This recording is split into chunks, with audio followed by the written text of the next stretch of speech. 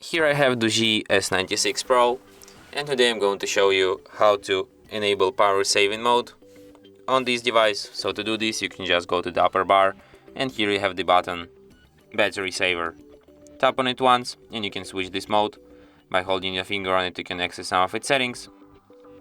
For example, you can set it to turn on automatically based on your battery percentage. For example, at the 25% battery, this power saving mode will be enabled automatically, and you can also set it to turn off automatically when your battery charge is up to 19%.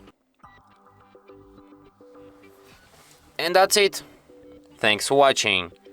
If you find this tutorial useful, don't forget to hit that like button and subscribe to our channel.